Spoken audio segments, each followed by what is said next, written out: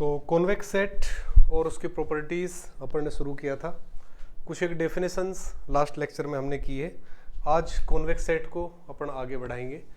Convex set के कुछ examples हमने किए थे, ठीक है, कि कोई भी सेट है तो किस तरह से अपन उसको देख सकते हैं कि वो कॉन्वेक्स सेट है या नहीं। अगर ग्राफ बनाना पॉसिबल है तो आसानी से ग्राफ की सहायता से आप देख सकते हो। ग्राफ बनाना पॉसिबल नहीं है तो फिर मैथमेटिकल फॉर्म में भी आप देख सकते हो। अगर किसी भी सेट S को कॉन्वेक्स प्रूव करना है तो इस सेट S के दो एलिमेंट्स अपन लेते हैं x1, x2 belongs to S, और फिर अपन प्रूव करते हैं कि lambda x plus 1 minus lambda y also या lambda x1 plus 1 minus lambda x2 belongs to S, ठीक है। और ये क्या होता है? पॉइंट x1 और x2 को मिलाने वाला लाइन सेगमेंट, ठीक है। तो हर एक पेयर के लिए for all x1 x2 belonging to S उनको मिलाने वाला जो रेखाखंड है, लाइन सेगमेंट है, वो वापस उसी सेट का अगर एलिमेंट है तब सेट S क्या कहलाता है? कॉन्वेक्स सेट कहलाता है। कॉन्वेक्स सेट के कुछ एक एग्जांपल्स अपन ने देखे थे, ठीक है। कुछ प्रॉपर्टीज आज हम यहां पर करेंगे।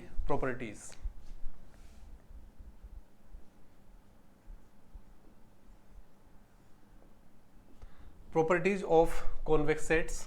नंबर फर्स्ट, पहली प्रॉपर्टी लिखो, एवरी हाइपरप्लेन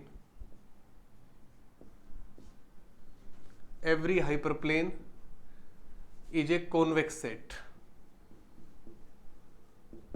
सेट। ठीक है। प्रत्येक अधिसमतल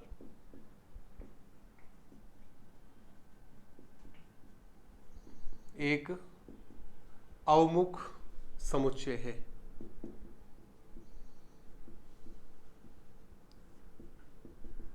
ठीक है। तो प्रत्येक अधिसमतल, every hyperplane is a convex set. ठीक है। तो ये प्रॉपर्टीज आपको सीधे याद रखनी है। प्रूव करना बिल्कुल आसान है इनको। अगर अपन साथ के साथ अपन देखेंगे, छोटे छोटे से प्रूफ है, तो अपन कई बार अगर चेक भी करना चाहें, क्योंकि हाइपरप्लेन की डेफिनेशन आपको मैंने बताई थी। हाइपरप्लेन क्या होता है? हाइपरप्लेन मैंने इस तरह से लिखा था, कोई भी set H equal to capital X अगर इसका एलिमेंट है तब कैपिटल X इस कंडीशन को सेटिस्फाई करेगा, CX इक्वल टू Z। अगर कैपिटल X कैपिटल H का एलिमेंट है, यानी कि हाइपरप्लेन का एलिमेंट है, तब वो इस कंडीशन को क्या करता है? Satisfy, CX equal to Z। इस सेट को मुझे कॉन्वेक्स प्रूव करना है। किसी भी सेट को कॉन्वेक्स प्रूव करने के लिए उसके दो एलिमेंट लेते हैं अपन। सपोज x1 और x2 दो एलिमेंट है किसके? H के। तो x1 और x2 अगर H के दो एलिमेंट्स हैं तब इन दोनों को मिलाने वाला जो लाइन सेगमेंट है, क्या? लैम्डा x1 और प्लस 1 माइनस लैम्डा x2, इसको मुझे किसके अंदर लेकर आना है? H के अंदर। तो ध्यान रहे आपको, अगर x1 और x2 H के एलिमेंट है, x1 अगर H के अंदर है तो x1 इस कंडीशन को क्या करेगा? सेटिस्फाई करेगा, यानी कि CX1 इक्वल टू किसके होगा? Z के। अगर x2 H का एलिमेंट है तो x2 भी इस कंडीशन को क्या करेगा? सेटिस्फाई, यानी कि CX2 इक्वल टू किसके होगा? Z के। मुझे प्रूव करना है कि ये जो एलिमेंट आ रहा है यहाँ पर, ये एलिमेंट भी किसका एलिमेंट होगा? H का। अगर ये एलिमेंट भी H के अंदर आ गया, इसका मतलब H क्या हो जाएगा? Convex set. तो इस एलिमेंट को मैं कुछ भी मान लेता हूं, सपोज इसको मैंने x मान लिया, तब मैं प्रूव करूंगा कि x किस में होगा? H में होगा। या x3 मान लेता हूं इसको, x3, तब मैं प्रूव करूंगा कि x3 किस में होगा? H में। x3 H में कब होगा? जब x3 इस कंडीशन को सेटिस्फाई करे, यानी कि CX3 इक्वल टू क्या आ जाना चाहिए? Z। तो मैं CX3 फाइंड कर रहा हूं, देखो CX3 इक्वल टू क्या होगा? C into x3। x3 की वैल्यू क्या है? लैम्डा x1 और प्लस 1 माइनस लैम्डा x2, ये है जहां लैम्डा 0 से 1 है। तो यहां से आप ये लिख सकते हो इक्वल टू, लैम्डा तो स्केलर है तो लैम्डा मैट्रिक्स C x1 में मल्टीप्लाई हो गई प्लस 1 माइनस लैम्डा और C इंटू x2। तो लैम्डा इंटू C x1 की वैल्यू क्या लिख सकते हो आप यहां से? Z, और plus 1 minus lambda C x2 की वैल्यू भी क्या है? Z। तो ये मेरे पास आ गया लैम्डा Z और plus Z minus lambda Z। तो lambda Z cancel, equal to Z, यानी CX3 इक्वल टू किसके आ गया? Z के। इसका मतलब ये हुआ कि x3 भी इस कंडीशन को क्या कर रहा है? सेटिस्फाई। और x3 किसके बराबर है? Lambda x1 plus 1 minus lambda x2 के। तो यहां से मैं लिख सकता हूं x3 अगर इस कंडीशन को सेटिस्फाई कर रहा है तो x3 किस में आ गया? H में।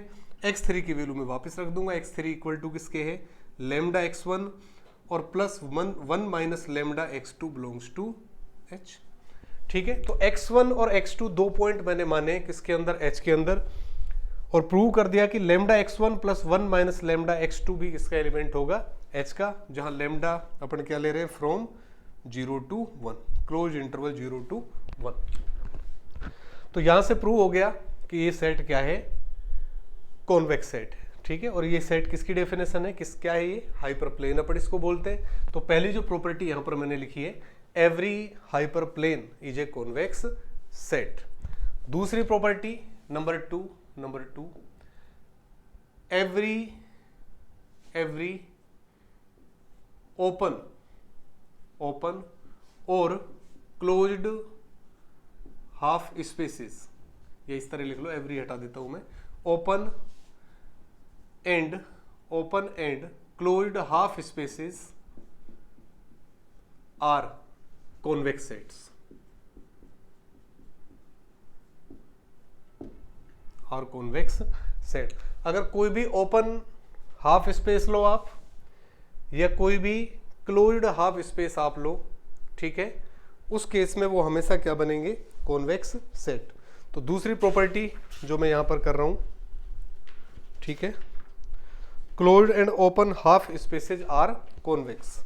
तो इसको आप किस तरह से चेक कर सकते हो, क्लोज्ड और ओपन हाफ स्पेसेज किस तरह से बनते हैं। तो सेम इसी का एक सब केस हो गया ये भाई। ओपन हाफ स्पेस आप इस तरह बना सकते हो, सी एक्स लेस देन जेड है, सी एक्स क्या है, लेस देन जेड। इसी तरह से अगर सी एक्स क्या है, ग्रेटर देन जेड, या तो सी एक्स लेस देन जेड, या सी एक्स क्या है, ग्रेटर देन जेड। तो x1 x2 अगर इसके एलिमेंट्स है तो वो इस कंडीशन को क्या करेंगे, सेटिस्फाई करेंगे। ठीक है, जैसे इस वाले केस के लिए आप कर रहे हो, सपोज इस वाले केस के लिए, तो अगर इसके दो एलिमेंट लूँ मैं, x1 x2, सपोज दो एलिमेंट किसके, h के, उस केस में क्या होगा, x1 x2 इस कंडीशन को सेटिस्फाई करेंगे। तो cx1 क्या होगा, लेस देन जेड, cx2 क्या होगा, लेस देन जेड।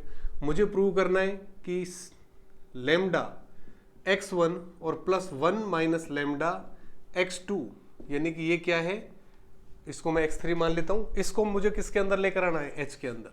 ठीक है, यानी x3 को मुझे h के अंदर लेकर आना है, यानी कि cx3 को क्या प्रूव करना है, लेस देन जेड।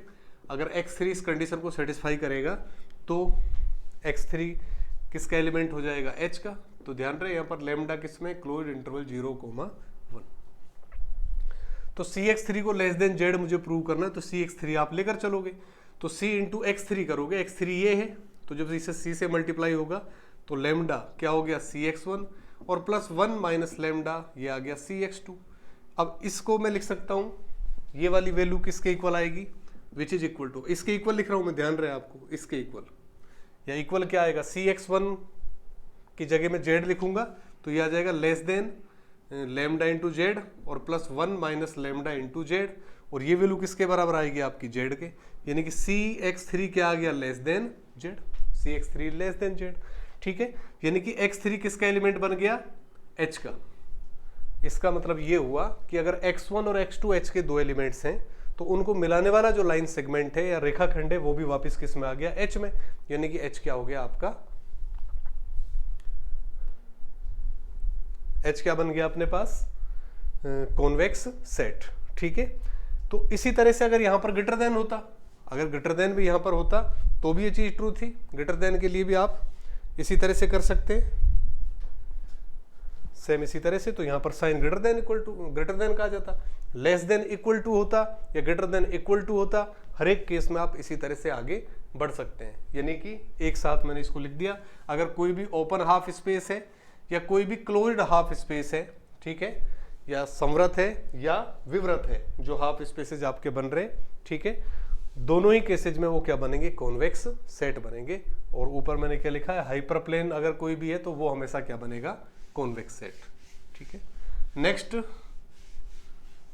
करें अपन,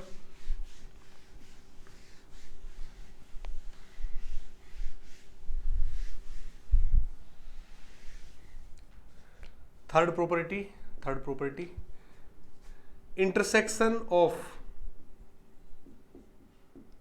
intersection of two convex sets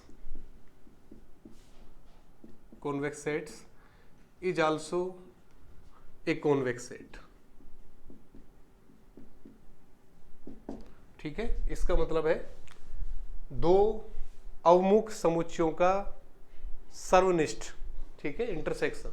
अगर दो आपके पास कॉन्वेक्स सेट है, उनका सर्वनिष्ठ या इंटरसेक्शन आप करोगे तो जो नया सेट आएगा वो भी क्या होगा, कॉन्वेक्स होगा।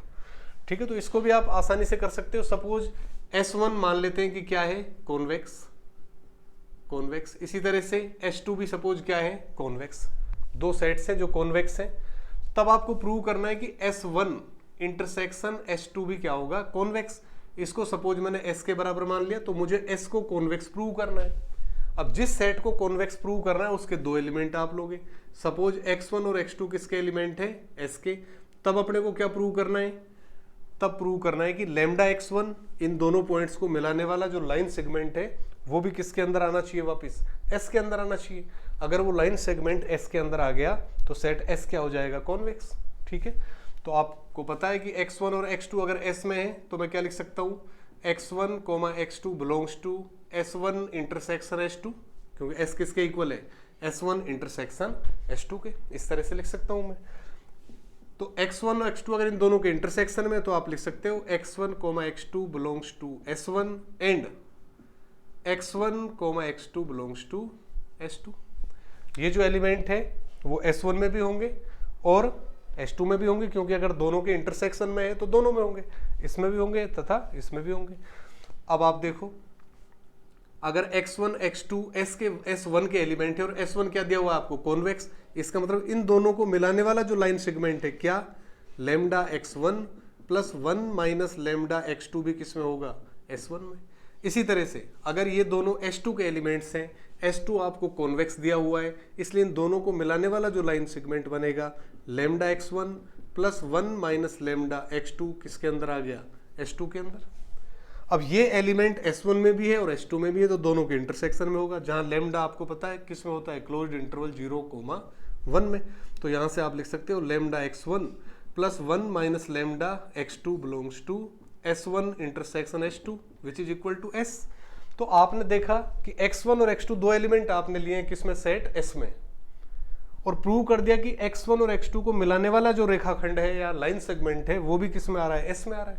इसका मतलब S क्या हो गया, कॉन्वेक्स। ठीक है, तो यहां से प्रूव हो गया intersection of two convex sets is also convex sets. और इसी प्रॉपर्टी को एक दूसरे फॉर्म में भी आप लिख सकते हो कि अगर finite number of convex sets आपके पास हैं, finite number of convex sets आपके पास है, उन सब का अगर आप इंटरसेक्शन करोगे तो फिर वापस आपको क्या मिलेगा, कॉन्वेक्स सेट मिलेगा। ठीक है, तो नंबर 4 ये लिख सकते हैं, intersection of finite collection of convex sets is also a convex set. ठीक है, यानी कि अगर कॉन्वेक्स सेट्स का फाइनाइट कलेक्शन है, जैसे यहां पर दो लिए, आप n ले सकते हो, S1, S2 up to Sn। तो फाइनाइट नंबर ऑफ क्या है आपके पास, कॉन्वेक्स सेट्स, उन सब का जब इंटरसेक्शन आप करोगे तो वापस क्या मिलेगा आपको, कॉन्वेक्स सेट। तो जैसे ये प्रूफ किया है, सेम उसी तरह से अपन उसको कर सकते हैं। ठीक है, तो इसी का एक जनरलाइजेशन इस फॉर्म में अपने पास है। Number 5 union of two convex sets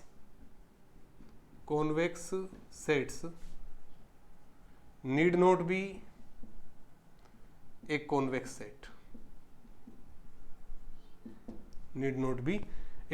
set, तो ये एक इंपॉर्टेंट रिजल्ट आ गया।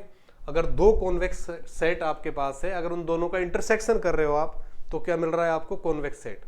लेकिन दो कॉन्वेक्स सेट अगर आपके पास है और उनका क्या कर रहे हो आप, यूनियन कर रहे हो, यूनियन, तब फिर वहां पर उसका कॉन्वेक्स सेट बनना कोई जरूरी नहीं है। ठीक है, तो आप एक सिंपल से एग्जांपल से इसको आप समझ सकते हैं।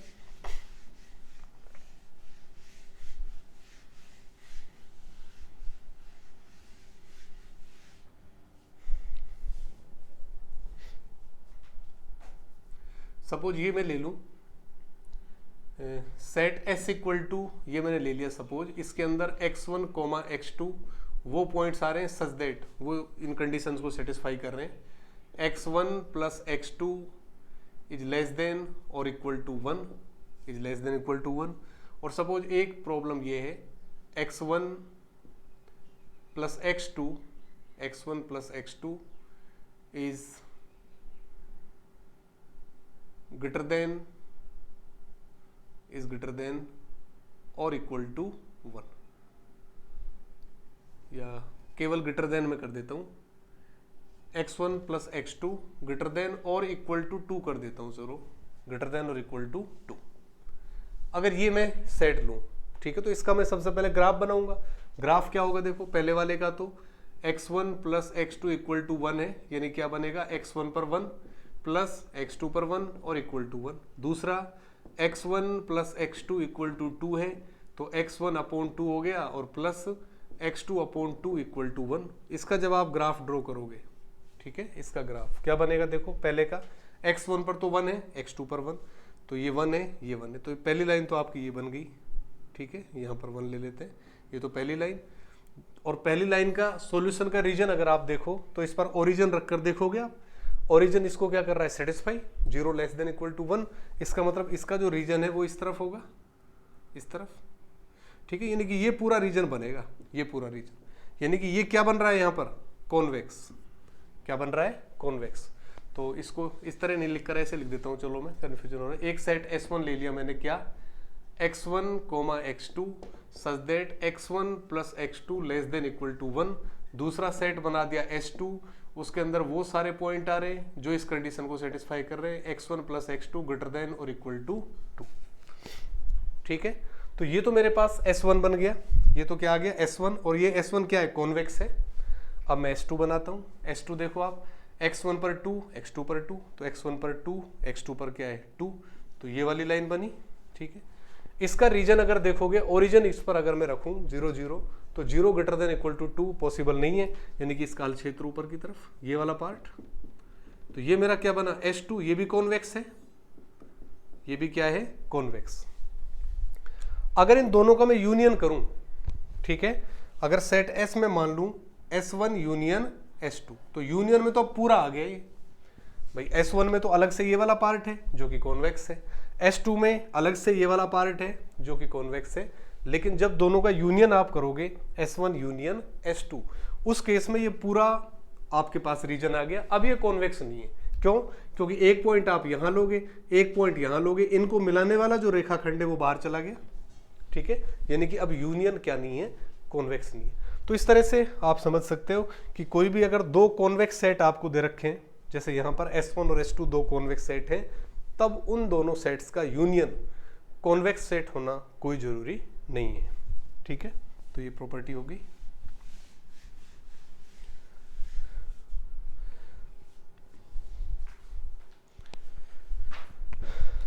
हाँ, एक प्रॉपर्टी है, set of all feasible solutions of an LPP is convex. Next लिखो एक property number 6। Number 6, set of all feasible solutions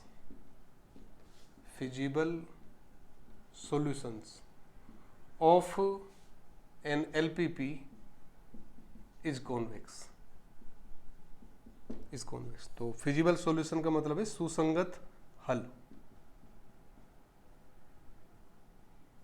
सुसंगत हल, ठीक है। तो कोई भी अगर LPP आपके पास है, उस LPP के जितने भी फिजिबल सॉल्यूशन होंगे, सुसंगत हल होंगे, उन सब का जो सेट बनेगा, ठीक है, फिजिबल सॉल्यूशंस का जो सेट बनेगा वो हमेशा क्या होता है, कॉन्वेक्स सेट होता है। तो फिजिबल सॉल्यूशंस आप किस तरह से लिखते हो, feasible solutions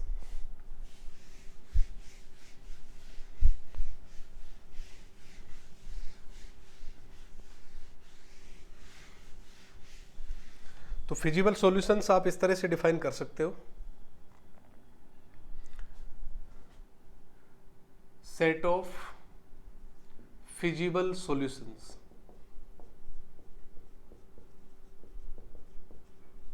set of feasible solutions.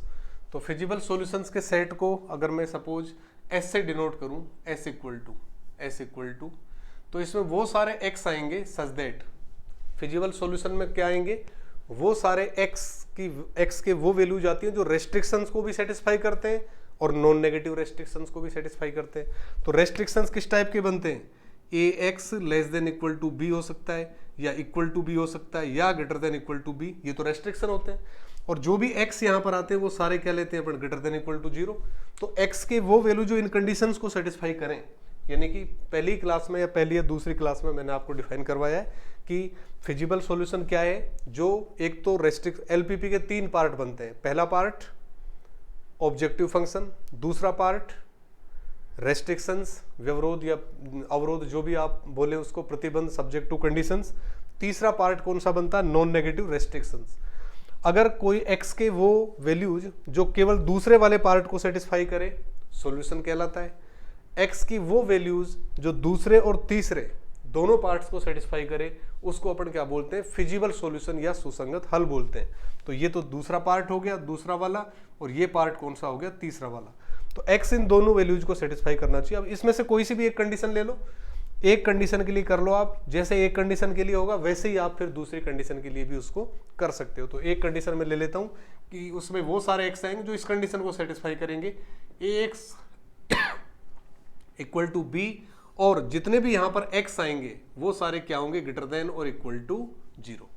ठीक है, तो ये सेट किसका बन गया, फिजिबल सॉल्यूशंस का सेट। वो x जो इन दो कंडीशंस को क्या करें, सेटिस्फाई, यानी रेस्ट्रिक्शंस को और नॉन नेगेटिव रेस्ट्रिक्शंस को सेटिस्फाई करे, वो क्या बनेगी, फिजिबल सॉल्यूशन। अब आपको प्रूव ये करना है कि जो फिजिबल सॉल्यूशंस का सेट यहां पर बनाया मैंने S, ये सेट क्या होगा, कॉन्वेक्स सेट। अब इसको आप आसानी से कर सकते हो। इसको कॉन्वेक्स प्रूव करने के लिए क्या मानेंगे अपन, इसके 2 एलिमेंट्स लेंगे, x1, x2, सपोज 2 एलिमेंट है किसके, सेट S के। अगर इसके 2 एलिमेंट में लूं तब मुझे प्रूव करना है। ठीक है, तो x1, x2 अगर इसके एलिमेंट है तो क्या होगा, देखो x1 इन कंडीशंस को सेटिस्फाई करेगा, यानी कि ax1 इक्वल टू b होगा, और x1 क्या होगा, ग्रेटर देन इक्वल टू 0। इसी तरह से x2 भी किसका एलिमेंट है, सेट S का, तो x2 भी इन कंडीशंस को क्या करेगा, सेटिस्फाई, यानी कि ax2 इक्वल टू b रख सकता हूं मैं, और x2 क्या होगा, ग्रेटर देन इक्वल टू 0। ठीक है, x1, x2 दो एलिमेंट मैंने किस में लिए, सेट S में। अब मुझे प्रूव ये करना है कि सेट S कॉन्वेक्स है। इसके लिए मुझे क्या करना पड़ेगा, इन दोनों पॉइंट्स को मिलाने वाले रेखाखंड का इक्वेशन लिखूंगा। ठीक है, लाइन सेगमेंट का क्या होता है, लैम्डा x1 और प्लस 1 माइनस लैम्डा x2, और इसको मैंने किसके बराबर मान लिया, x3 के बराबर। ठीक है, जहां लैम्डा कहां से कहां लेते हैं अपन, 0 to 1। तो अगर मैंने ये प्रूव कर दिया कि ये जो पॉइंट आया यहां पर मेरा x3, या ये कहूं मैं x3 किसके बराबर है, lambda x1 plus 1 minus lambda x2, इसको अगर मैंने प्रूव कर दिया कि सेट S का एलिमेंट है, तो फिर सेट S क्या हो जाएगा, कॉन्वेक्स। ठीक है, तो इसको मुझे x3 को मुझे क्या प्रूव करना है कि x3 को किस में लेकर आना है, S में। तो x3 S में कब आएगा, जब x3 इन कंडीशन को सेटिस्फाई करे। यानी एक तो मुझे प्रूव करना पड़ेगा ax3 इक्वल टू b के आएगा, और एक प्रूव करना पड़ेगा कि x3 क्या होगा, ग्रेटर देन इक्वल टू 0। अगर ये दो चीजें मैंने प्रूव कर दी, ax3 इक्वल टू b आ जाए, x3 greater than equal to 0 आ जाए, तो x3 किस में आ जाएगा, S में। तो S क्या प्रूव हो जाएगा, कॉन्वेक्स। तो ये दो चीजें मुझे प्रूव करनी है। तो अगर मैं ax3 लेकर चलूं, ax3, तो a इंटू x3 की वैल्यू रखें तो लैम्डा x1 और प्लस 1 माइनस लैम्डा x2, ये बन गया लैम्डा ax1 और प्लस 1 माइनस लैम्डा ax2। यहाँ से लैम्डा ax1 की वैल्यू यहाँ से रख सकते हो आप b, तो लैम्डा b, और प्लस 1 माइनस लैम्डा ax2 की वैल्यू भी क्या है यहाँ पर b। तो ये मेरे पास क्या आ गया, लैम्डा b से माइनस लैम्डा b है, तो कैंसिल, केवल b बच गया। तो ये वाली कंडीशन तो आ गई, ax3 किसके बराबर आ गया, b के बराबर। अब x3 को मुझे क्या प्रूव करना है, ग्रेटर देन इक्वल टू 0। तो देखो आप x3 क्या है मेरे पास, x3 equal to lambda x1 और प्लस 1 माइनस लैम्डा क्या है, x2। तो यहां से आप देख सकते हो लैम्डा की वैल्यू कहां से कहां है, लैम्डा किस में है, इंटरवल 0 से 1 में है। इसका मतलब लैम्डा हमेशा ग्रेटर देन इक्वल टू किससे है, 0 से। भाई 0 या 0 से बड़ी वैल्यू लेगा तो ग्रेटर देन इक्वल टू 0 होगा, और लैम्डा की वैल्यू 1 से हमेशा क्या होगी, या तो बराबर या छोटी, तो lambda less than equal to 1 होगा। इसका मतलब क्या हुआ, अगर मैं 1 माइनस लैम्डा, लैम्डा को अगर इस तरफ मैं ले जाऊं तो 1 माइनस लैम्डा क्या हो गया, ग्रेटर देन इक्वल टू 0। अब आप देखो यहां से लेमडा की वैल्यू कैसी है, greater than equal to 0। x1 क्या है, यहां से देखो आप, greater than equal to 0। 1 minus lambda क्या है, greater than equal to 0। x2 यहां से क्या है, ग्रेटर देन इक्वल टू 0। तो यहां पर जितनी भी टर्म आ रही है सारी ग्रेटर देन इक्वल टू 0 है, इसलिए ये पूरा भी क्या हो गया, ग्रेटर देन इक्वल टू 0। यानी x3 क्या हो गया, ग्रेटर देन और इक्वल टू 0। तो x3 अगर इन दोनों कंडीशंस को सेटिस्फाई कर रहा है तो x3 किसके अंदर आ गया, s के अंदर। तो आपका प्रूव हो गया x3 अगर s में आ गया, इसका मतलब सेट s क्या है, कॉन्वेक्स। तो इस तरह से आप कोई भी अगर प्रॉब्लम आपको दे रखी है तो आप प्रूव कर सकते हैं कि वो क्या बनेगा, कॉन्वेक्स सेट बनेगा। नेक्स्ट प्रॉपर्टी अपन इसकी करें। नेक्स्ट प्रॉपर्टी करने से पहले एक दो चीजें अपन यहां पर लिखेंगे। एक डेफिनेशन आएगी अपने यहां पर, एक तो लीनियर कॉम्बिनेशन की डेफिनेशन और एक अपन डिफाइन करेंगे कॉन्वेक्स कॉम्बिनेशन। तो लीनियर कॉम्बिनेशन और कॉन्वेक्स कॉम्बिनेशन क्या होंगे वो अपन देखते हैं।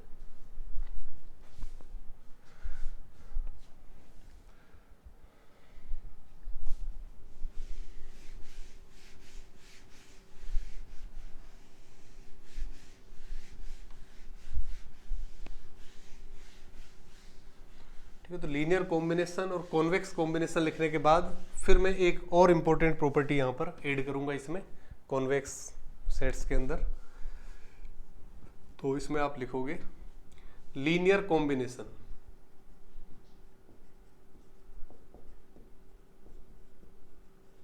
लीनियर कॉम्बिनेशन, तो लीनियर कॉम्बिनेशन का मतलब है रेखिक संचय। ठीक है, हिंदी में इसको क्या बोलते हैं, रेखिक संचय, लीनियर कॉम्बिनेशन। तो लीनियर कॉम्बिनेशन को किस तरह से अपन डिफाइन करेंगे, ये आपको पता है कि R के अंदर कोई भी पॉइंट अगर आप लोगे, ठीक है, तो इस टाइप का लेते हैं, x सीधा R के अंदर हो जाता है। अगर R² का कोई भी पॉइंट लेते हैं अपन, तो फिर इस टाइप का लेंगे अपन, x1, x2 belongs to R²। ठीक है, और इसको अगर मैं x मान सकता हूं, यानी x जब भी R² में होगा, ठीक है, R² का मतलब क्या है, R क्रॉस R। तो इसके जो एलिमेंट्स होंगे वो किस में आएंगे, ऑर्डर्ड पेयर में आएंगे, क्रमित युग्म में आएंगे, जिसमें पहला एलिमेंट R का, दूसरा एलिमेंट भी किसका हो गया, R का। तो इस तरह लिख सकते हो।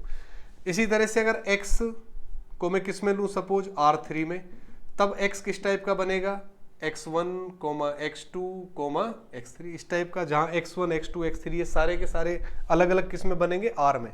ये भी R में होगा, ये भी R में होगा, ये भी R में। इसी तरह से अगर मैं x किस में लूं, Rn में, इसका मतलब क्या हुआ, x किस टाइप का लोगे फिर आप, n टपल बोलते हैं इसको, x1, x2 से लेकर कहां तक, xn तक। ठीक है, x1 किस में होगा, R में, ये भी किस में होगा, R में, ये भी किस में होगा, R में, यानी कि ये पूरा एलिमेंट किस में चला गया, Rn में चला गया। ठीक है, तो इस तरह से अपन कोई भी एलिमेंट्स है उनको अपन लिखते हैं n टपल्स की फॉर्म में। और फिर यहां तक तो अगर सिंगल एलिमेंट है R का, तब तो अपन क्या बोलते हैं, स्केलर। यहां तक तो क्या बोलते हैं अपन, स्केलर। उसके बाद फिर अपन जो भी एलिमेंट्स यहां पर बनेंगे, इनको फिर अपन क्या बोलते हैं, वेक्टर्स बोलते हैं। ठीक है, तो लीनियर कॉम्बिनेशन किस तरह से डिफाइन कर सकते हैं वो अपन देख रहे हैं।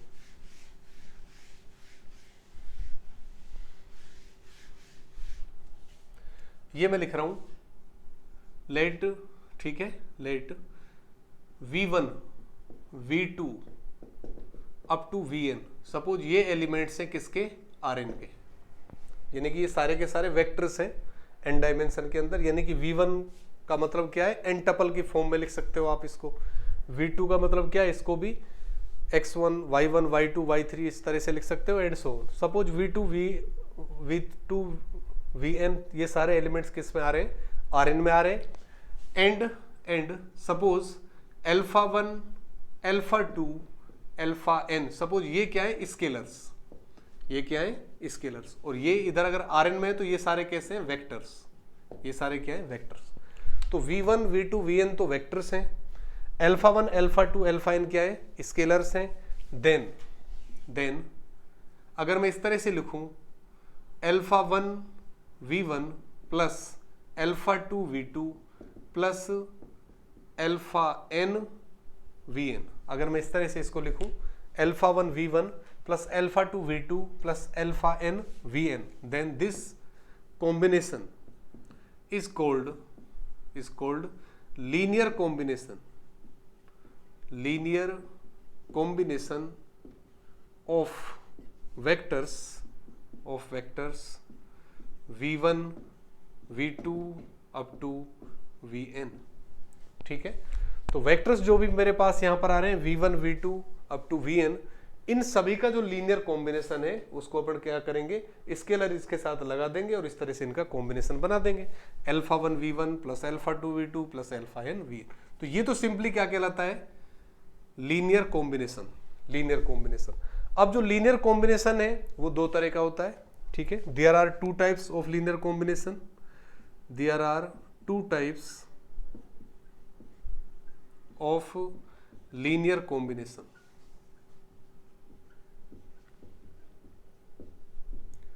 तो लीनियर कॉम्बिनेशन को दो कैटेगरीज में डिवाइड कर सकते हैं। Number first, linearly independent. Linearly independent, तो ये जो कॉम्बिनेशन आया इसको लीनियरली इंडिपेंडेंट आप कब कहोगे। ठीक है, और फिर दूसरा अपन डिफाइन करेंगे लीनियरली डिपेंडेंट। तो लीनियरली इंडिपेंडेंट का मतलब तो क्या हुआ, ये अपन लेंगे if α1 v1 plus α2 v2 plus αn vn equal to 0 vector. ठीक है, यानी कि जो भी कॉम्बिनेशन आपने बनाया किसका, v1 v2 v3 up to vn का, इस कॉम्बिनेशन को मैंने लीनियर कॉम्बिनेशन को किसके इक्वल लिखा, 0 के इक्वल। और फिर अगर इसको मैं 0 के इक्वल लिखूं तो ये अगर इंप्लाइज करे, this implies α1 equal to α2 equal to αn equal to 0, then it is called linearly independent. ठीक है, देन आप इस तरह से लिख सकते हो, देन सेट, जो ये सेट बनेगा v1 v2 up to vn, this set is called linearly independent set. तो कोई भी सेट अगर v1 v2 vn है वेक्टर्स का, उसको आपको चेक करना है कि वो लीनियरली इंडिपेंडेंट है या नहीं। तो सबसे पहले तो उसका क्या बनाएंगे अपन, लीनियर कॉम्बिनेशन। लीनियर कॉम्बिनेशन ये बन गया α1 v1 plus α2 v2 plus αn vn equal to 0। और अगर ये इंप्लाइज कर रहा है कि सारे स्केलर 0 आ रहे हैं, जितने भी स्केलर आपने लगाए वो सारे स्केलर क्या आ रहे हैं, 0। α1 0 बन रहा है, α2 0 बन रहा है, αn 0 बन रहा है, अगर ऐसा आ रहा है तब जो ये सेट बनेगा v1 v2 vn, ये सेट क्या कहलाएगा, लीनियरली इंडिपेंडेंट सेट कहलाएगा। ठीक है, तो ये तो इसका फर्स्ट टाइप हो गया लीनियरली इंडिपेंडेंट। एक दूसरा टाइप और अपन इसका डिफाइन कर सकते हैं,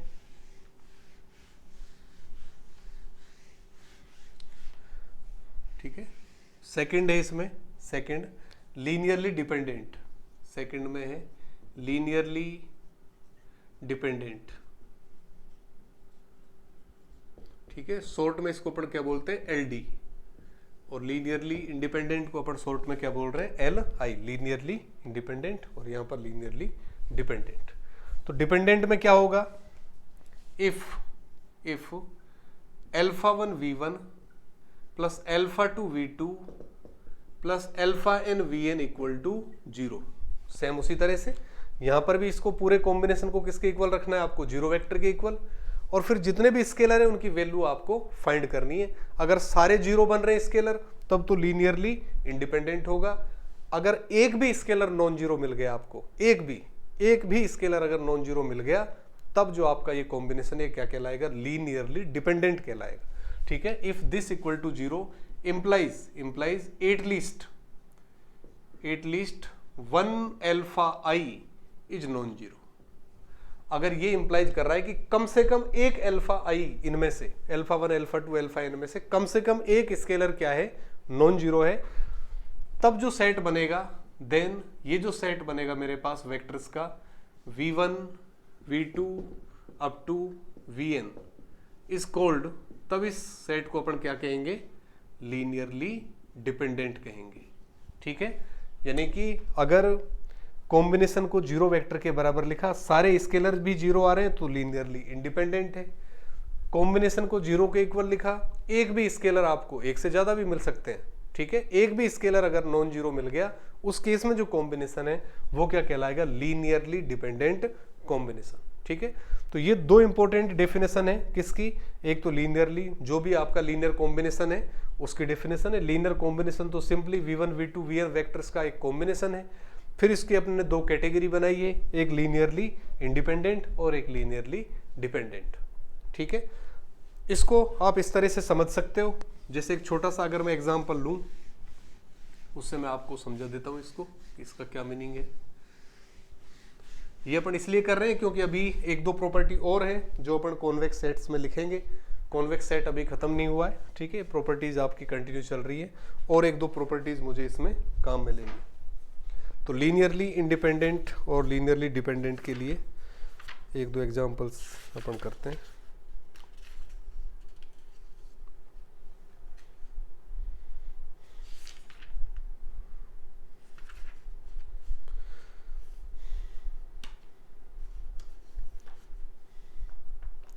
जैसे एक ये है आपके पास क्वेश्चन, सपोज ये है, ये तीन वेक्टर्स आपको दे रखे हैं 1, 2, 3 पहला वेक्टर है। दूसरा वेक्टर ये है 4, 1, 5।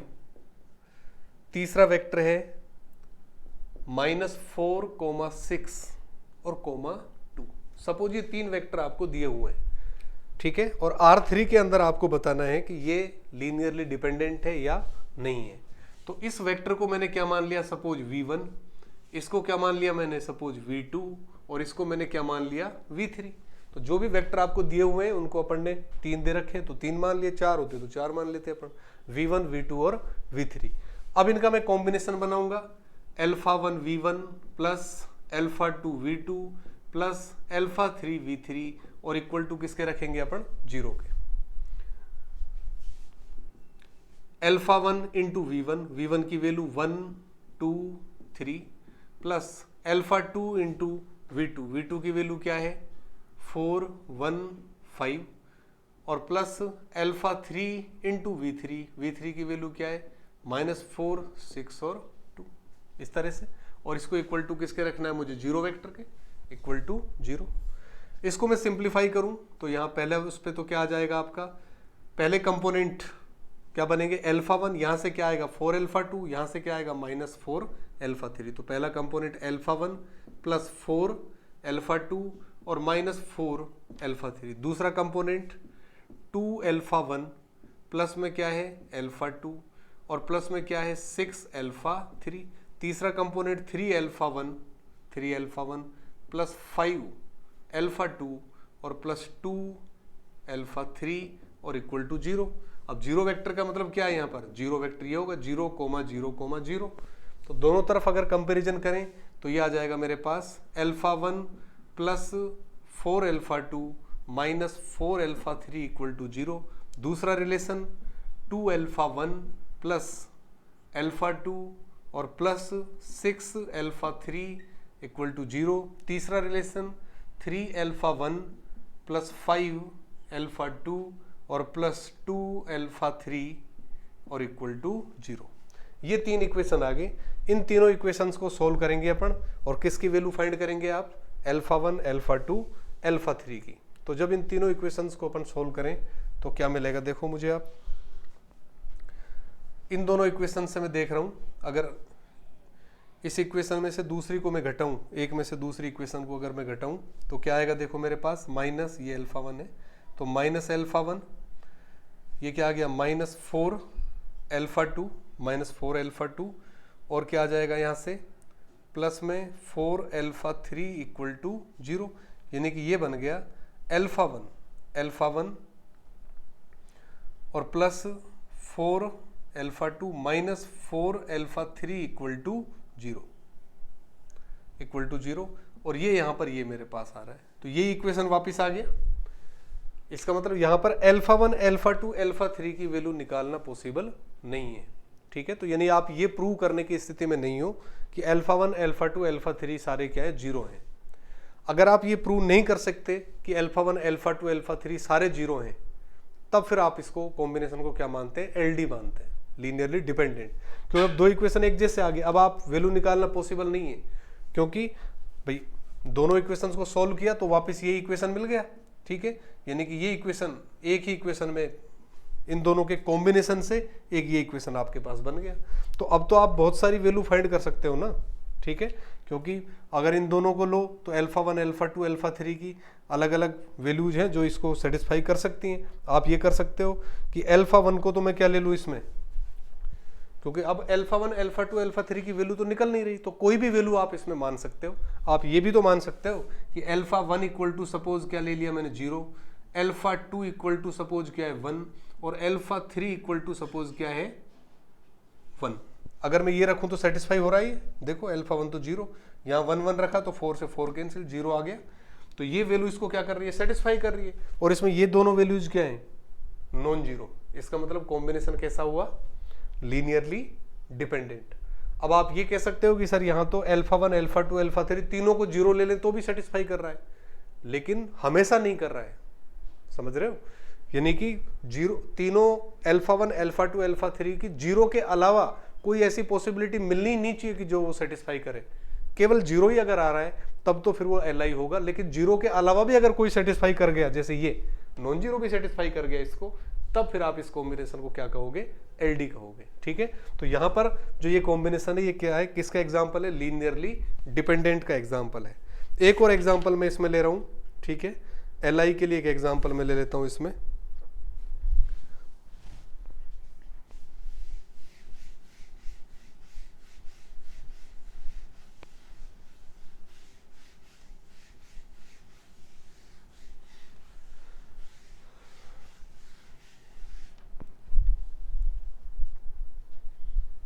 एक एग्जाम्पल और लिखो, जैसे ये है 1 2 -3 कोमा 1 -3 2 कोमा 2 -1 और 5। सपोज ये आपको 3 वेक्टर्स दे रखे हैं, आपको चेक करना है कि ये लीनियरली डिपेंडेंट है या लीनियरली इंडिपेंडेंट, किस तरह के हैं। तो ये तो क्या हो गया V1, ये क्या हो गया V2, ये क्या हो गया V3।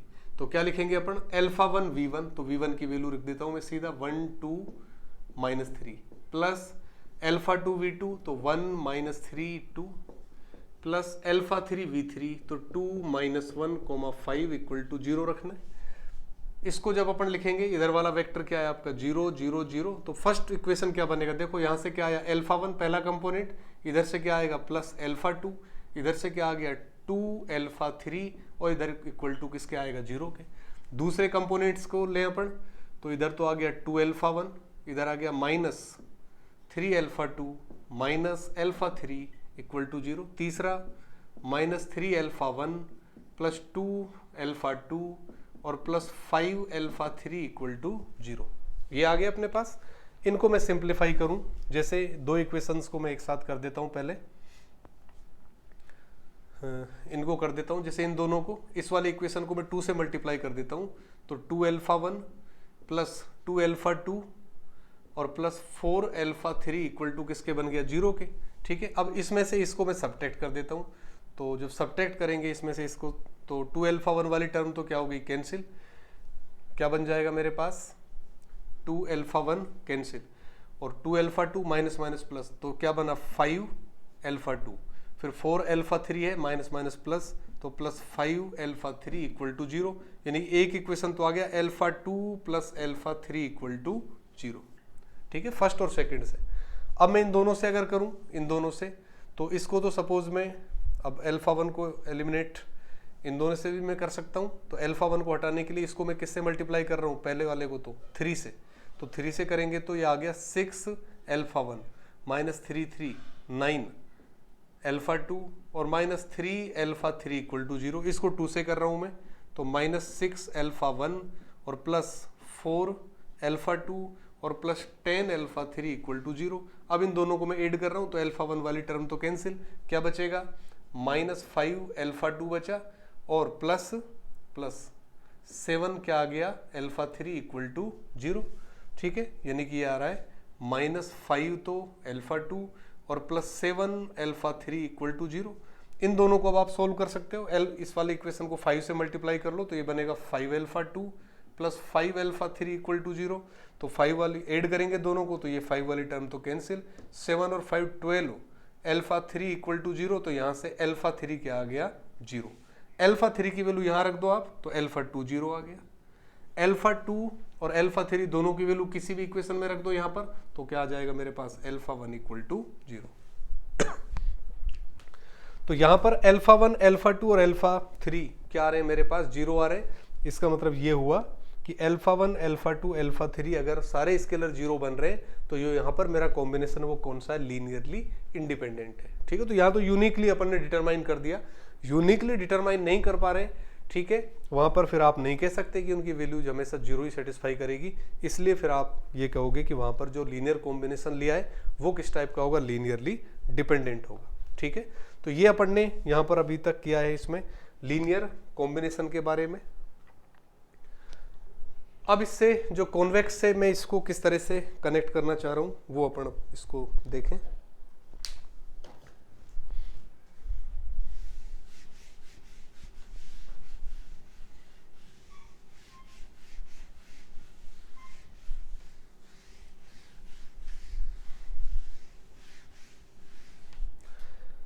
अब इसमें एक जो डेफिनेशन है, अभी तक तो अपन ने क्या डिफाइन किया, लीनियर कॉम्बिनेशन। अब इसमें एक डेफिनेशन है कॉन्वेक्स कॉम्बिनेशन। कॉन्वेक्स कॉम्बिनेशन, ठीक है, अवमुख संचय बोलते हैं इसको, अवमुख संचय। इसको आप इस तरह से लिखो, let v1 v2 up to vn belongs to Rn, यानी कि ये तो क्या दे रखे हैं आपको, वेक्टर। ठीक है, v1 v2 vn belonging to Rn, ये तो वेक्टर्स दिए हुए हैं, these vectors.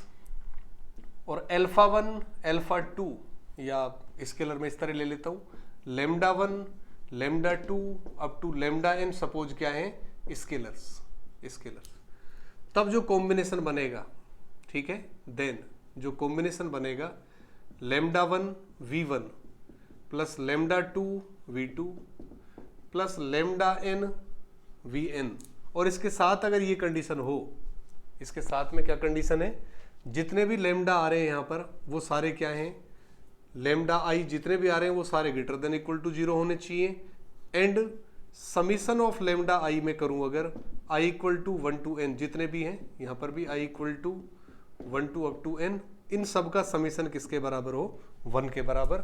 Then combination is called, then combination is called convex combination. Convex combination, ठीक है। तो लीनियर कॉम्बिनेशन में केवल ये लिखते हैं अपन, केवल इतना सा बस, ये अगर लिखा हुआ है तब तो लीनियर कॉम्बिनेशन। और इसके साथ में कंडीशन है कि जितने भी स्केलर्स हैं वो सारे स्केलर्स क्या होने चाहिए, ग्रेटर देन इक्वल टू 0 होने चाहिए। और उन सभी स्केलर्स को अगर जोड़ दो आप, लेमडा 1 प्लस लेमडा 2 प्लस कहां तक, लेमडा n तक, सारे स्केलर्स को अगर आप ऐड करो तो किसके बराबर आना चाहिए, 1 के बराबर आना चाहिए। अगर साथ में ये कंडीशंस भी हैं तब अपन इस कॉम्बिनेशन को क्या कहते हैं, कॉन्वेक्स कॉम्बिनेशन कहते हैं। यानी कि कॉन्वेक्स कॉम्बिनेशन है, इसको आप इस तरह भी लिख सकते हो, क्या ये summation of lambda i v i where i equal to 1 to n, where i equal to 1 to n। अब जैसे जैसे आप स्केलर बदलोगे भाई, यहां पर लेमडा 1 वी लेमडा की सहायता से, इसी तरह से लेमडा 1 की जगह अल्फा 1 बीटा 1 इस तरह के स्केलर भी ले सकते हो, दूसरे स्केलर ले सकते हो आप। और वो स्केलर भी अगर इस कंडीशन को सेटिस्फाई कर रहे हैं तो ये कोई दूसरा कॉन्वेक्स कॉम्बिनेशन बन जाएगा। स्केलर आप बदलोगे कोई तीसरा कॉम्बिनेशन बन जाएगा। यानी कि जैसे जैसे आप इसको स्केलर बदलोगे तो बहुत सारे कॉम्बिनेशंस बन जाएंगे। तो बहुत सारे अगर कॉम्बिनेशन बन जाएंगे तो इन सब का सेट बना सकते हो आप, एस। सेट क्या बना दिया, एस। तो सेट एस को मैं क्या लिखूंगा, कॉम्बिनेशन तो क्या बना, summation of lambda i v i equal to 1 to n। Condition क्या है, लेमडा आई क्या है, ग्रेटर देन इक्वल टू 0, और summation of lambda i equal to 1 to n equal to किसके है, 1 के। और यहां पर आई की वैल्यू कहां से कहां है, 1 से लेकर n तक। तो ये जो सेट बनेगा इसमें, ये तो लीनियर कॉम्बिनेशन है, लेकिन ये साथ में कंडीशन और आ गई थी कि हर एक scalar greater than equal to 0 होना चाहिए और summation of lambda equal to 1 होना चाहिए। इसका मतलब क्या है, ये कॉन्वेक्स कॉम्बिनेशंस का सेट है। नेक्स्ट जो प्रॉपर्टी अपन यहां पर लिखने वाले हैं कि जो भी इतने कॉन्वेक्स कॉम्बिनेशन बनेंगे, कॉन्वेक्स कॉम्बिनेशंस का जो भी सेट बनेगा वो हमेशा क्या होता है, कॉन्वेक्स सेट होता है, ठीक है। और कॉन्वेक्स कॉम्बिनेशन का जो सेट है वो किस पर बनेगा, फाइनाइट नंबर ऑफ वेक्टर्स पर, जहां v1 v2 vn क्या है, फाइनाइट नंबर ऑफ वेक्टर्स। तो नेक्स्ट जो प्रॉपर्टी है, प्रॉपर्टी नंबर 7 इसकी, number 7, set of all convex combinations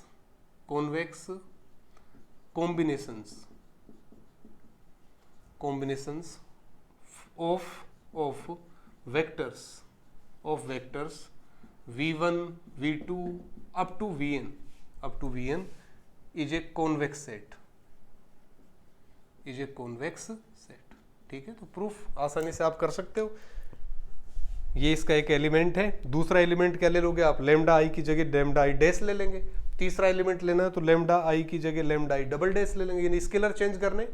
तो कुल मिलाकर प्रॉपर्टी अब ध्यान रखिए कि जितने भी कॉन्वेक्स कॉम्बिनेशन बनेंगे उन सबका जो सेट होगा वो सेट हमेशा क्या होगा, कॉन्वेक्स सेट होगा, ठीक है।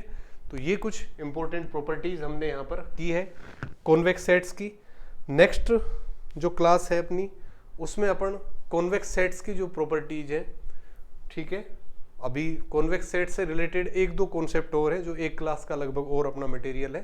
तो उसके बाद कॉन्वेक्स सेट्स की जो प्रॉपर्टीज है, कॉन्वेक्स सेट्स के कुछ 2-4 एग्जाम्पल और हैं जो अपन कल उनको करवाएंगे, ठीक है। तो इससे आगे नेक्स्ट लेक्चर में अपन करते हैं।